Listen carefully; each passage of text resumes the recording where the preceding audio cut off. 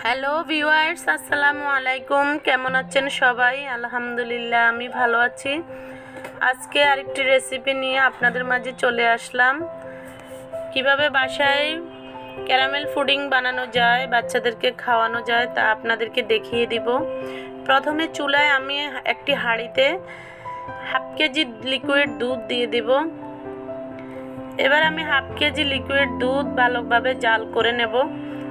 এমনভাবে জাল করে নেব যেন 3 ভাগের 1 ভাগ কমে যায়, 2 ভাগ থেকে যায়। তার সাথে আমি কতটুক ডিম ইউজ করেছি তা আপনাদেরকে সামনে বুঝিয়ে দিব। এবার ভালোভাবে আমি দুধগুলো বলক এনে অনেকটাই কমিয়ে নিয়েছি। তার সাথে আমি ক্যারামেল বানানোর জন্য এবার প্রস্তুত করব। ক্যারামেলটা আমি এমনভাবে বানিয়েছি যে পাত্রের মধ্যে আমি পুডিংটা তৈরি করব, ওই পাত্রের মধ্যে আমি ক্যারামেলটা তৈরি করে নিয়েছি যেন ঝামেলা না পোয়াতে হয়। অনেকে আছে ক্যারামেল তৈরি করে আরেকটা পাত্রতে ঢালতে গেলে যেন সেট হয় না, তাই আমি এভাবে করে নেই যেন আমার ক্যারামেলটা ভালোভাবে সেট হয়ে যায়। এবার আমি চিনি দিয়ে আমি লাল চিনিটা ইউজ করেছি। চিনি দিয়ে তার উপরে পরিমাণ মতো পানি দিয়ে নেড়ে চেড়ে নিব। সুন্দরভাবে নেড়ে চেড়ে নিয়ে একটু লালচে কালার হলেই তুলে নেব। আমার পছন্দনীয় কালার হলে আমি তুলে নেব, যেন পুড়ে না যায়। একটু ঘন হাতে নাড়তে হবে। পছন্দনীয় কালার হলে উঠিয়ে নিলে আর একটু গাঢ় হয়ে যাবে।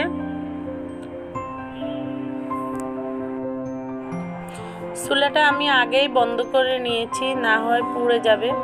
চুলার গরমে, হাঁড়ির গরমে আর একটু লাল হয়ে যাবে, এই কারণে। এবার আমি ঘুরিয়ে ঘুরিয়ে ক্যারামেলটা সেট করে নিয়েছি। তারপর আমি দুধ আর ডিমের মিশ্রণটা তৈরি করতে যাব। 1 কাপ চিনি দিয়ে দেব। লাল চিনিটাই ইউজ করছি। সাথে 3টা ডিম ইউজ করব।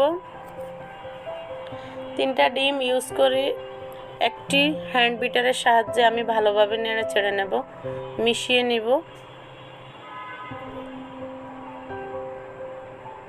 ভালোভাবে মিশিয়ে তার সাথে আমি আগে জাল করে কমিয়ে নেওয়া দুধটা আমি ঢেলে দেব।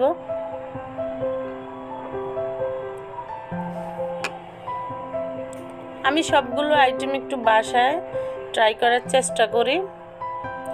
এবার ডিমের যেহেতু কোনো গন্ধ না লাগে, তার জন্য আমি 1 চিপি ভ্যানিলা এসেন্স দিয়ে দেব। ক্যারামেলটা খুবই ভালোভাবে সেট হয়ে গিয়েছে। এবার ডিম দুধের মিশ্রণটা একসাথে মিশিয়ে নিয়ে ভালোভাবে নেড়ে চেড়ে নেব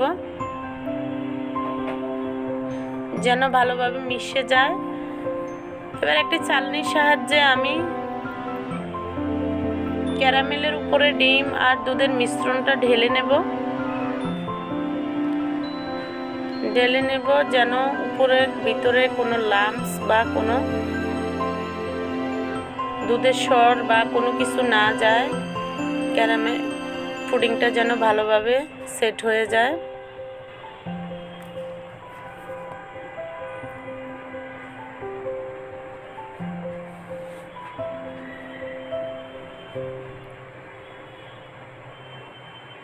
প্রত্যেকটা ডেজার্ট আইটেম আমি বাসায় একটু একটু তৈরি করার চেষ্টা করি। সবাই চেষ্টা করবেন বাসায় তৈরি করে খাওয়ার জন্য। এবার আমি পুডিংয়ের বাটিটা চুলায় দেওয়ার জন্য চলে যাব। প্রথমে একটি হাঁড়ি বসিয়ে তার মাঝে একটা স্ট্যান্ড দিয়ে পরিমাণ মতো পানি দিয়ে দেব।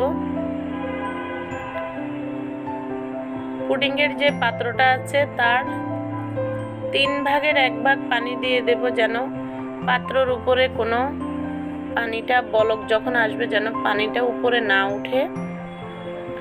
এবার আমি একটি প্লেট দিয়ে ঢাকনাটা ঢেকে নিয়েছি। উপরে ঢাকনা দিয়ে দেব।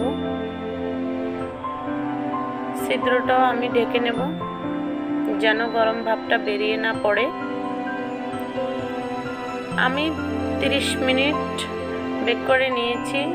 চুলার আঁচটা লো মিডিয়ামের মাঝামাঝি রেখে আমি পুডিংটা বেক করেছি।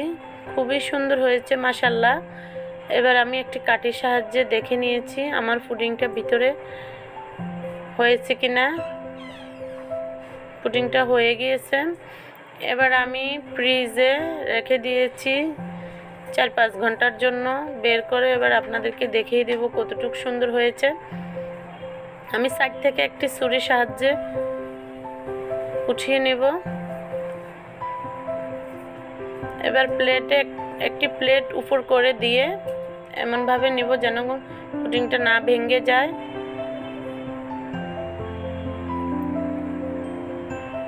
খুবই সুন্দরভাবে পুডিংটা উঠে আসে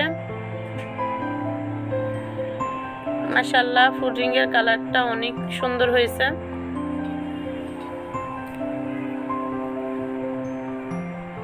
এবার আমি কেটে সার্ভ করে দেখিয়ে দিব। খেতেও অনেক সুস্বাদু মজাদার।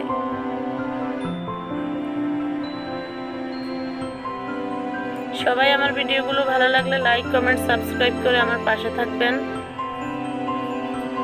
ধন্যবাদ সবাইকে। আল্লাহ হাফেজ।